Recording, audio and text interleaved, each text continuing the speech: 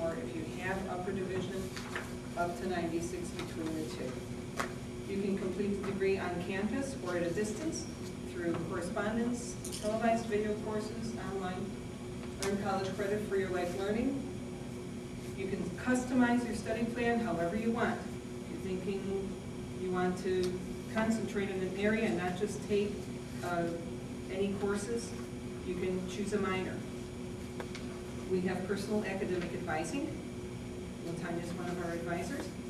And it is a bridge to many of G.S.U's master's programs. At this point, I'm going to let Jen come up and talk to you about the master's programs. If nobody has any questions about any of the previous information. Okay, so basically you heard about what you can do, how you get into the program, use it that route. I'm glad to hear that some of you are going to be an MPT, how you use it to get in there, and I'm gonna let you talk a little bit about that. Let's use the MBA for example. Okay, you graduate, so you're getting close to graduating. You said right, last trimester. We're trying to hit you early because if you don't know, do you plan on going on to do a master's? Do you not know yet? Are you thinking about it? Okay. Prime example. Many people don't know, but if you do know. You don't know, you need to come and sit down with an admissions counselor.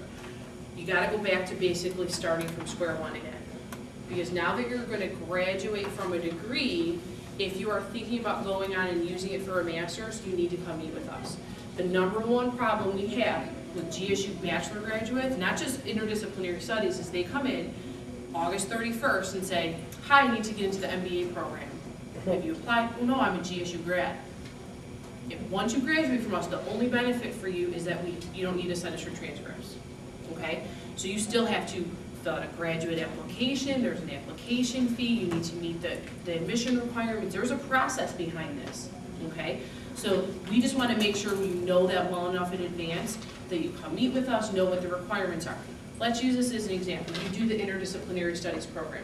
You're thinking about doing DPT, you're thinking about doing the MBA, totally different prereq requirements. Okay, I have a master's degree. Let's say I wanted to go into DPT. I could, but I have a ton of prereqs that I have to do in addition to the 100 and some hours that they require to get the degree. Having said that, if I was in interdisciplinary studies, did not have my bachelor's degree yet, I look ahead and say, okay, what are the prereqs that they need? Because you have that open study plan to use once your requirements are done, you can knock off your prerequisites for the DPT program. Little asterisk there, the most important thing to know with that, it does not guarantee you admission. Okay, people think if, well, I've been doing the prereqs under interdisciplinary studies, going to go into DPT or MBA, that does not guarantee you to get into the program though, okay? But it does kill two birds with one stone. You need to work towards your 120 credit hours for your bachelor's degree, plus you need to finish off your prereqs. So you can do those at the same time. They're counting as prereqs for your master's, and they're counting as your requirements to fulfill your 120 semester hours for your degree, okay? Let's use the MBA, because it's a lot easier than DPT. MBA, you know you want to do that. You haven't taken any business classes yet, so you fulfilled all your gen ed, you did your IDSS requirements, now you have an open study plan to fill. The Master's in Business Administration is only a 33-hour program. That's 11 classes. If you've knocked off the prereqs.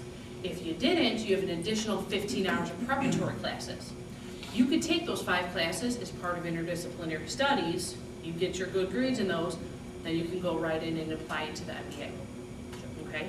Same thing with DPT. Same thing with many of the masters.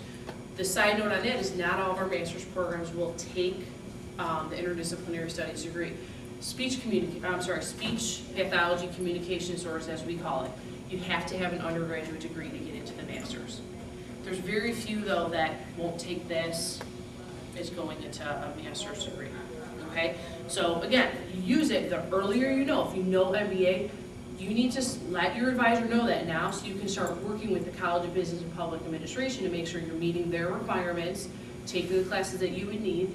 The other reason I want you meeting with us, one of the admissions counselors, the MBA, they just changed all their requirements, okay? It used to be, take a GMAT if you didn't have a 3.5 or higher and give us your undergrad transcript. Now, the GMAT is required. Prior to admission, they used to let you start and take it while you're there. Resume,